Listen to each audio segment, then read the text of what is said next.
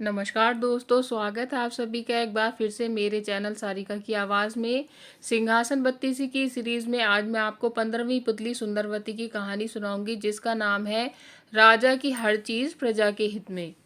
तो राजा विक्रमादित्य के शासनकाल में उज्जैन राज्य की समृद्धि आकाश छूने लगी थी। व्यापारियों का व्यापार अपने देश तक ही सीमित नहीं था, बल्कि दूर के देशों तक फैला हुआ था। उन दिनों एक सेठ हुआ जिसका नाम पन्नालाल था। वह बड़ा ही दयालु तथा परोपकारी था। चारों ओर उसका यश था।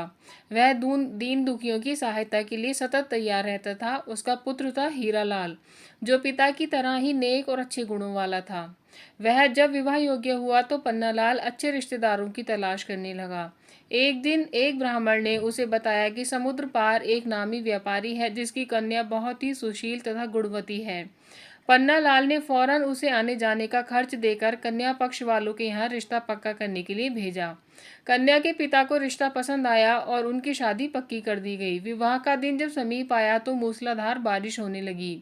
नदी नाले जल से भर गए और द्वीप पर पहुंचने का मार्ग अवरुद्ध हो गया। बहुत लंबा एक मार्ग था, मगर उससे विवाह की तिथि तक पहुंचना असंभव था।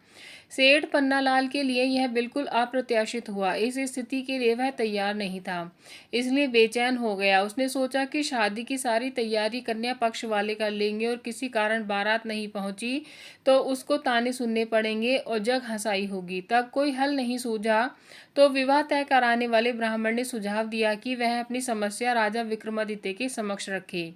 उनके अस्तबल में पवन वेग से उड़ने वाला रथ है और उसमें प्रयुक्त होने वाले घोड़े हैं। उस रथ पर 8-10 लोग वर्ष सही चले जाएंगे और विवाह का कार्य शुरू हो जाएगा। बाकी लोग लंबे रास्ते से होकर बाद में सम्मिलित हो जाएंगे। सेठ पन्नालाल तुरंत राजा के पास पहुंचा और अपनी समस्या बताकर हिचकिचाते हुए रथ की मांग की। विक्रम ने मुस्कुराकर कहा कि राजा की हर चीज प्रजा के हित की रक्षा के लिए होती है, और उन्होंने अस्तबल के प्रबंधक को बुलाकर तत्काल उसे घोड़े सहित वह रथ दिलवा दिया। प्रसन्नता के मारे पन्नालाल को नहीं सूझा कि विक्रम को कैसे धन्यवाद दे। जब वह रथ और घोड़े सहित चला गया तो विक्रम को चिंता हुई कि जिस काम के लिए सेठ ने रथ लिया है, कहीं वह कार्य भीषण वर्षा की वजह से बाधित न हो जाए। उन्होंने मां काली द्वारा प्रदत्त बेतालों का स्मरण किया और उन्हें सकुशल वर को विवाह स्थल तक ले जाने तथा विवाह संपन्न कराने की आज्ञा दी। जब वर वाला रथ पवन वेग से दौड़ने को तैयार हुआ तो दोनों बेताल छाया की तरह रथ के साथ चल पड़े। यात्रा के मध्य में सेठ ने देखा कि रास्ता कहीं भी नहीं दिख रहा है, चारों ओर पानी ही पानी है। तो उसकी चिंता बहुत बढ़ गई। उसे सूझ नहीं रहा था कि क्या किया जाए। तभी अविश्वसनीय घटना घटी। घोड़ों सहित रथ जमीन के ऊपर उड़ने लगा। रथ जल के ऊपर ही ऊपर उड़ता हुआ निश्चित दिशा में बढ़ रहा था। दरअसल बेतालों ने उसे थाम रखा था और विवाह स्थल की ओर उड़े जा रहे थे। निश्चित मुहूर्त में सेठ के पुत्र का विवाह संपन्न हो गया। कन्या को साथ लेकर जब सेठ पन्नालाल उज्जैन लौटा तो घर के बदले सीधा राज दरबार गया। विक्रमादित्य ने वर वधू का आशीर्वाद दिया। सेठ पन्नालाल घोड़े और रथ की प्रशंसा में ही खोया रहा। राजा विक्रमादित्य उसका आशय समझ गए और उन्होंने अश्व तथा रथ उसे उपहार स्वरूप दे दिया।